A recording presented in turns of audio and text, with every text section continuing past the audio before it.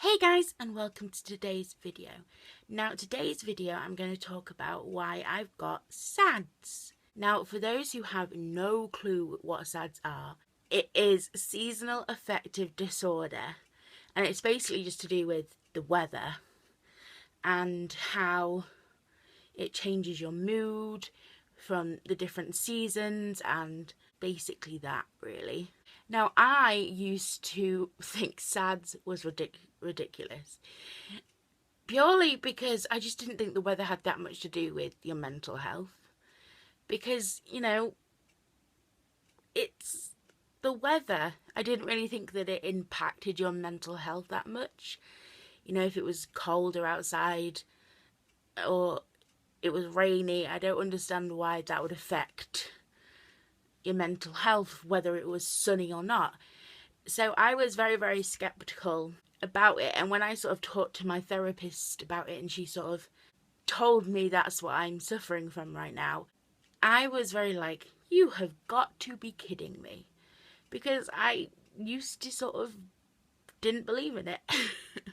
Now, SADS often occurs more in like the autumn and winter time. Basically when it's cold and grey and wet and rainy outside, that's when SADS tends to have an effect more.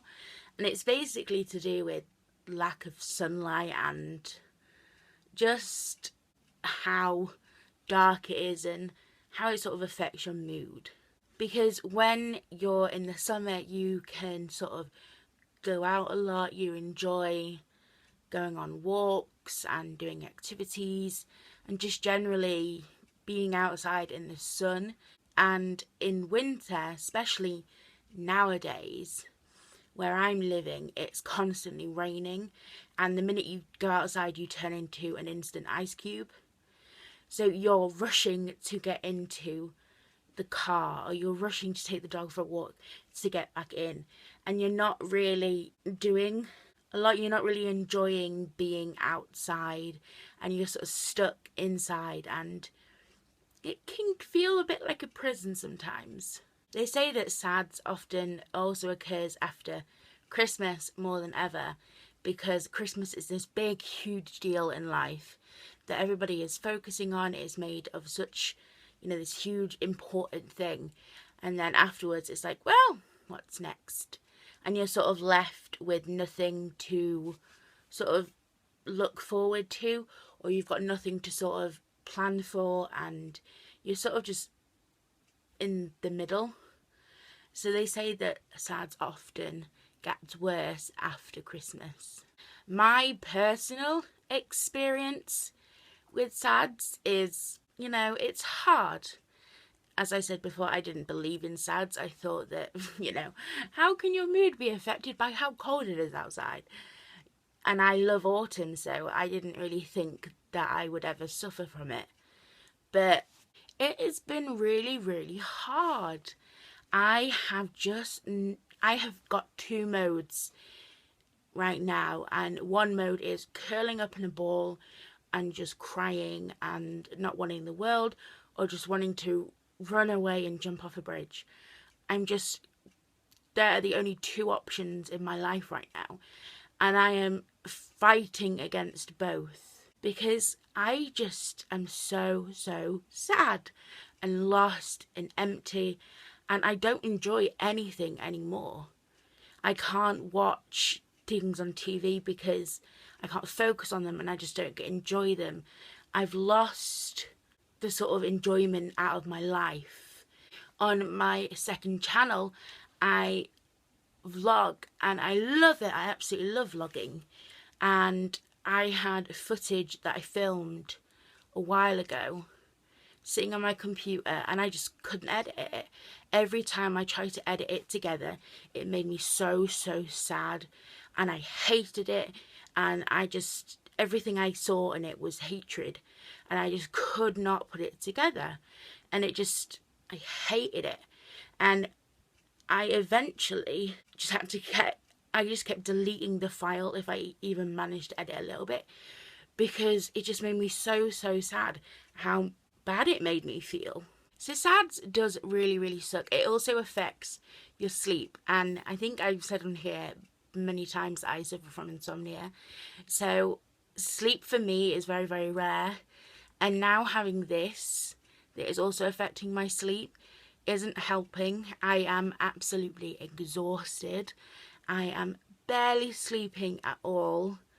And I'm very, very lucky if I get a few hours in at all. And that doesn't help your mood when you're so exhausted to even sort of lift an arm up to try and fight your mood. So it's sort of like a real vicious circle going on, and it's hard trying to find a way to break it.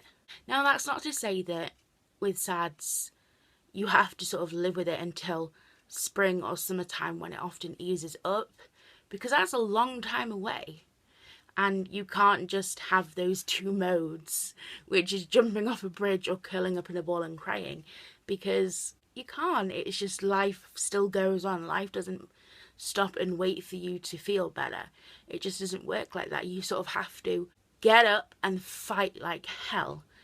And I've had to do that. When I go to therapy, I've had to drag myself up and just fight the urge to not cancel and fight the urge to just talk. I found it really, really hard to talk about my feelings lately. And that was unusual for me with my therapist, because I've been seeing her a long time now, and I've sort of got comfortable with her. So I haven't really had that uneasiness. But lately I found it really, really difficult to talk. I've just felt so lost, and like I am wandering around a field waiting for some sort of sign to tell me where to go and what to do. And the only person that's ever going to give me that sign is myself, which sucks. But one thing you have to sort of do is you have to try and find the things that you enjoy. And even though I said that watching TV, I love my TV shows and my murder shows, that doesn't mean that I've stopped watching them. You just sort of have to fight it. You have to find the things that give you enjoyment, that used to give you enjoyment, and sort of make yourself watch them and make yourself do the activities. And I did that the other day. I forced myself to edit that vlog from that footage. I said, right, I'm not leaving my room, I'm not going anywhere until I've edited that vlog and I have exported it and I have got it ready to upload to YouTube. I'm not leaving this room. And it was hard, because to me it looked horrible and I hated it, and it was the worst thing I've ever created. But I knew that once I'd done it, I'd at least accomplished something. And it did. It gave me that a little jolt of happiness that, yeah, you know what, I accomplished that. I haven't been able to do that, but now I have.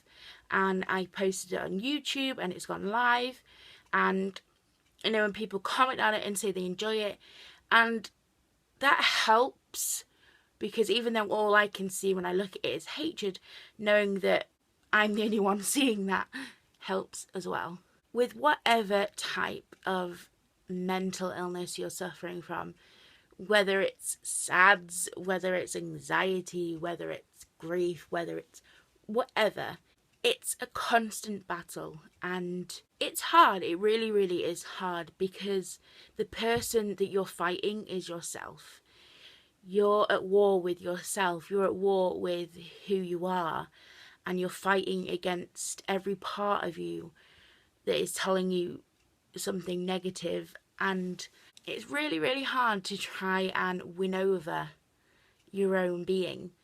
And sometimes the negative side wins. And lately for me, I have given in, and I have had days where I have just laid in bed and cried my eyes out, because the idea of taking a breath that day felt like an impossible task. But then I also look back and know that, you know what? So what, I've got SADS. Who gives a damn? I'm going to force myself up. I'm going to force myself to get up, get dressed, get ready, and do something that I know that I will feel an accomplishment from. Whether it's watching something, whether it's doing an activity, whether it's walking my dog, something that I know that sort of just gets me that jolt of a feeling back that I seem to have lost, and not let it be taken over, because it is so hard to fight yourself. It is one of the hardest things you will ever do, is fighting your being. And a lot of people, I think that it's easy and that it's, it's just a quick change of the way you think. But it's not. It's really, really hard. You are at constant war with yourself. Every minute of every single day, you have to fight to survive. And it's tiring. It's hard.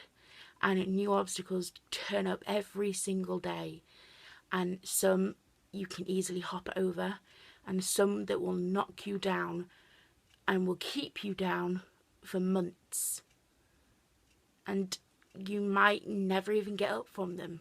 And it's just nice to know that people out there understand, and that's what's helped me get through learning I've got SADS. Is I've spoken to a few of you on the group, and you have helped me sort of deal with coming to terms with trying to fight harder and not let the two modes I have right now win. Find a different mode. And that's what I'm trying to do, and that's sort of my goal in the next few weeks, is not have two modes, which is hide in bed and cry or run and jump off a bridge, but have a third mode where I'm just surviving and I'm breathing and I'm just taking it hour by hour.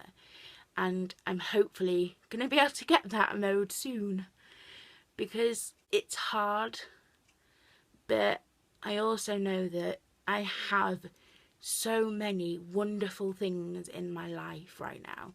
My family, support group, my friends, and I am not going to be taken down by an illness. I'm not.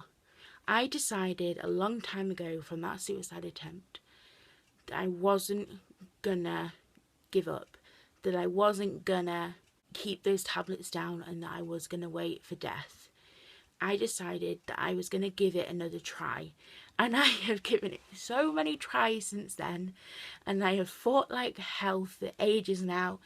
And even though I am broken in little pieces, and I seem to be running out of sellotape and super glue to try and piece myself back together, I am still fighting. And I am not gonna give up yet. And I'm not gonna, because the moment I give up, it wins, and I am not ready to accept the fact that my mental illness can outbeat me.